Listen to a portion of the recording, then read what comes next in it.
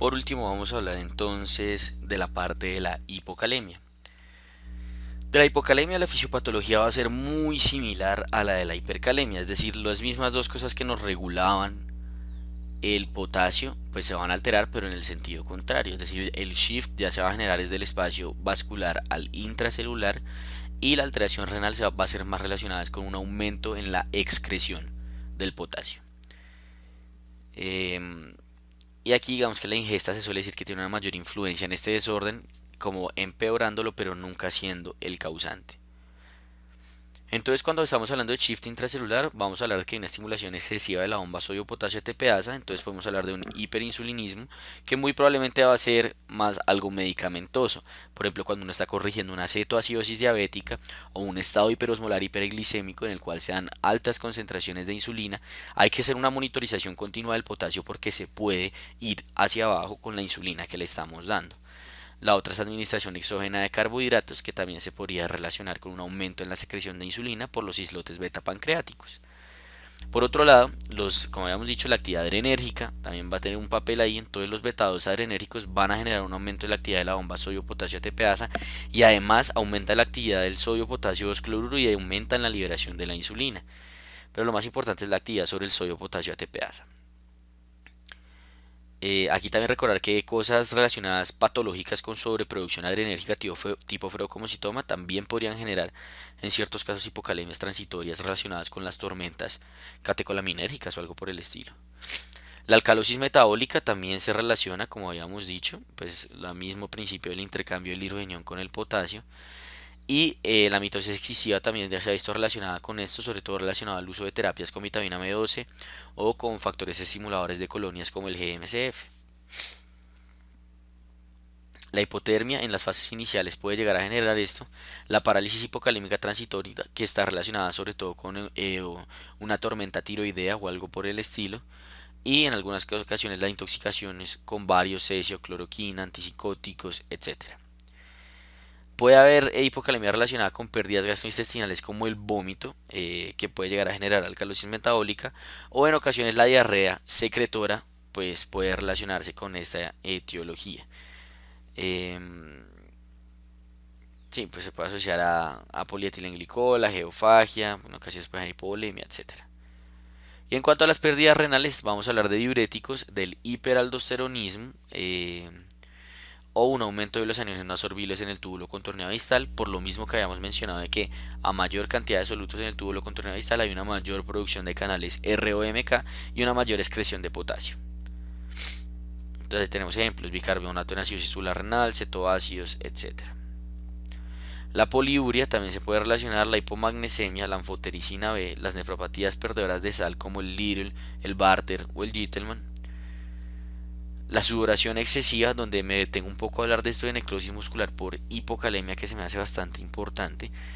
Eh, Cuando uno va a hacer ejercicios, uno usualmente calienta, perdón, ¿no? Se supone que uno debe calentar porque el corazón inicialmente hace una vasoconstricción coronaria y posteriormente hace una vasodilatación por la producción de la adenosina.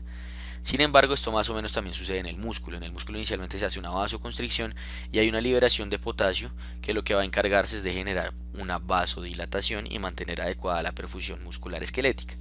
Cuando yo tengo hipocalemia y empiezo a hacer ejercicio, puede que esto nunca suceda y siempre me quede en una vasoconstricción muscular y por ende me quede en una isquemia muscular asociada a una hipocalemia con ejercicio. La diálisis, la plasmaféresis también se han visto relacionadas. Entonces, la presentación clínica pues va a estar relacionada, uno, con la posible etiología que esté causando la hipocalemia, y dos, ya con alteraciones debidas a la concentración baja de potasio que nuevamente van a generar afecciones cardíacas y musculares. Aquí lo que va a ocurrir es como tal una hiperpolarización de la membrana, o sea, ya no va a ocurrir que esté más cerca del umbral, sino que está lejísimos del umbral y se necesitan estímulos muy fuertes para poder activarlo. Sin embargo, en el corazón se ha visto que se puede activar un canal que es el K2P1, que es una encargada de una corriente de sodio que puede como tal generar un aumento en la excitabilidad cardíaca, razón por la cual en la hipocalemia también la gente se suele morir de arritmias y no necesariamente de bloqueos severos, asistolia o algo por el estilo. En cuanto a la afección muscular, tenemos temblor, calambres, parálisis, la rhabdomiólisis isquémica que hablamos y en ocasiones el hilio, que es el mismo síndrome de Ogilvy, que es el hilio anobstructivo, que creo que se decía la palabra, que no es por obstrucción como tal, sino porque el peristaltismo no se está dando.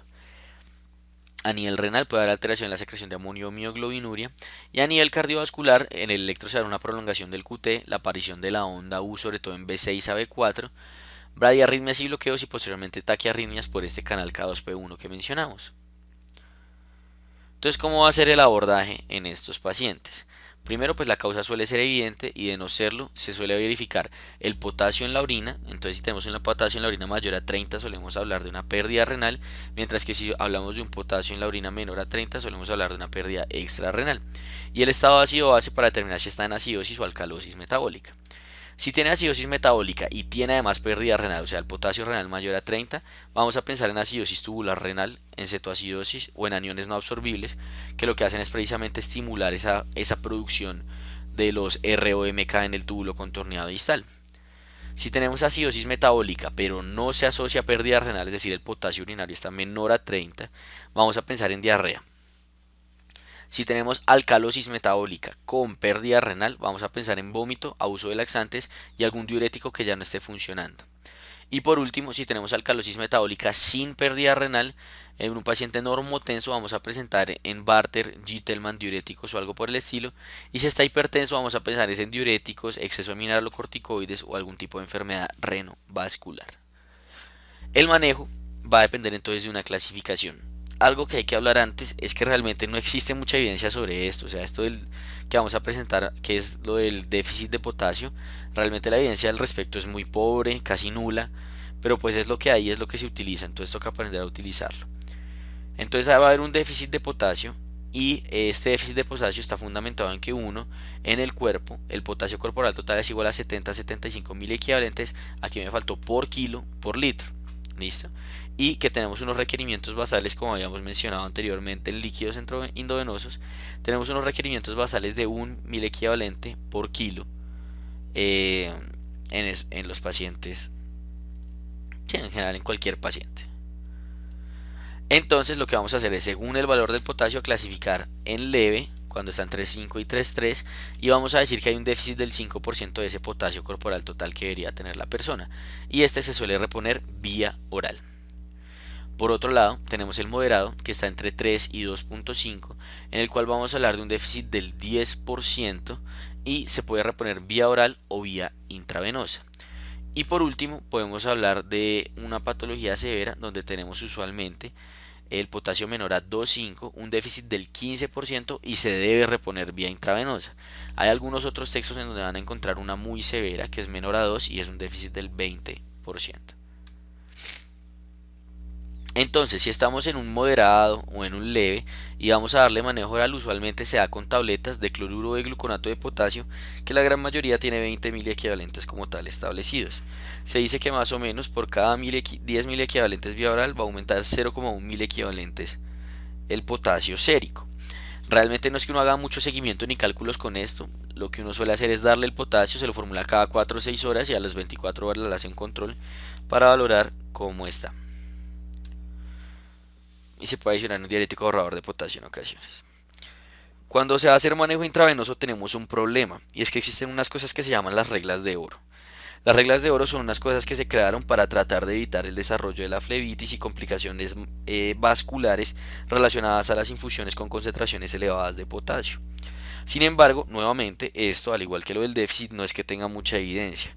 ¿Qué es lo que dice usualmente las reglas de oro que se suelen utilizar a nivel de los hospitales acá en Bogotá? Que no se puede dar más de 4.000 equivalentes por hora por vía periférica, que la indolencia de infusión debe ser menor a 20.000 equivalentes por litro, que no se puede dar más de 200 a 250.000 equivalentes por día y que por vía central no se puede dar de más de 40.000 equivalentes por hora. Y se deben hacer control de potasio a las 6 horas. Esto es lo que dicen las reglas de oro que yo he visto utilizar acá en Colombia. Sin embargo, si uno se va a la evidencia, uno va a ver que realmente en Aptude se dice que por vía periférica se puede hasta 20.000 equivalentes hora. Se dice que por central, hacia ahí sí están de acuerdo, hasta 40.000 equivalentes hora. Y dice que se pueden utilizar mezclas superiores a las que dicen las reglas de oro que se suelen utilizar acá en Bogotá. Dice que pueden utilizar mezclas hasta 60.000 equivalentes por litro, mientras que las de acá se dice que 20.000 equivalentes por litro. Entonces realmente no hay mucho consenso sobre esto, no hay mucho consenso al respecto. y toca ser en cierto modo empíricos. Vamos a hacer entonces este ejemplo. Tenemos una paciente femenina de 70 kilogramos con un potasio de 2.8. ¿Listo? Entonces nos piden que le hagamos la reposición. Supongamos que está con una vía oral, entonces tenemos que hacerle la reposición vía intravenosa. Si fue a vía oral, le damos tabletas y le controlamos en 24 horas o en 12 horas. Pero vamos a hacerlo vía intravenosa. ¿Listo? Entonces decimos que es un paciente con un potasio de 2.8 y que pesa 70 kilogramos. Entonces nos vamos a las fórmulas que habíamos mencionado. Con un potasio de 2.8 estamos hablando de un déficit moderado, ¿cierto? Y habíamos dicho que el déficit moderado implicaba que hay un déficit del 10% del potasio corporal total del paciente. ¿Cuál sería el potasio corporal total de esta señora? Pesa 70 kilogramos y hablamos de que el potasio total que uno tiene en el cuerpo era de 50 a 75 mil equivalentes por kilo. Entonces supongamos que lo vamos a calcular con 50. ¿Listo? Entonces sería 50 por 70. Eso nos da 50 por 70, nos da 3500. ¿Listo? Entonces tenemos que esta paciente tiene 3500 o debe tener 3500 mil equivalentes de potasio en su cuerpo. Y entonces, como estamos hablando de que estamos ante un déficit moderado de potasio y que hay un déficit del 10%, pues quiere decir que esta paciente, estos 3500 que debería tener en su cuerpo, le falta el 10%. Entonces el déficit de esa paciente va a ser el 10% de eso, que el 10% de 3500 pues son 350 mil equivalentes. ¿Listo? ¿Cuál es el problema? Que esto no es lo único que le tenemos que aportar. Habíamos hablado de que hay unos requerimientos basales que eran de 1.000 equivalente por kilo. Entonces esos requerimientos basales, esta paciente pesa 70 kilos, van a ser de 70. Quiere decir que el potasio total que yo le tengo que aportar a este paciente va a ser igual a 350 más 70, o sea 420 mil equivalentes. Entonces el problema aquí es que yo con estos 420 uno tiene que buscar qué hacer, ¿sí? O sea, como cómo se los voy a suplementar, de acuerdo a si tiene un catéter venoso central, etcétera. Una aproximación que se puede hacer, que algunos doctores hacen, es coger el 420 y irlo en 24, a ver cuánto se le va a poner. ¿Listo? Otra aproximación que se hace, partirlo a la mitad y la mitad ponérselo en un día, la otra en 2 días, la mitad ponérsela en 16 horas, etcétera, etcétera. Hay muchas aproximaciones, la verdad, como dijimos, no hay mucha evidencia al respecto. Entonces hagamos esto. Si cojo 420 y lo divido en 24, esto me da 17 punto algo. Ya les digo exactamente cuánto. Calculadora. 17.5. ¿Listo?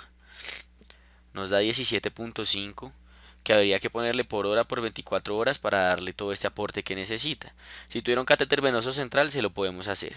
Si tuviera un catéter venoso periférico, una aproximación que se puede hacer es, no sé, coger, aproximar esto a 16, y si uno lo partirlo en dos y darle la mitad un día y la mitad otro día por dos vías periféricas, pues asumiendo la regla de oro de acá de que solo se puede dar 4000 equivalentes por vía periférica. Entonces por una vía le doy 4, por otra vía le doy 4 y eso me da un total en el día de 8 y en 2 días le estaría dando pues los 16 que necesito. Y ya, entonces aquí está más o menos lo que se dijo. El potasio corporal total sería de 3500, un déficit del 10% de 350, unas necesidades basales de 70, con un requerimiento total de 420 y se le podría administrar esas 17 en 24 horas si tuviera un central, o si nos ceñimos por las reglas de up-to-date le podríamos poner incluso esto por un periférico. Y listo, eso sería en todo entonces en cuanto a líquidos y electrolitos.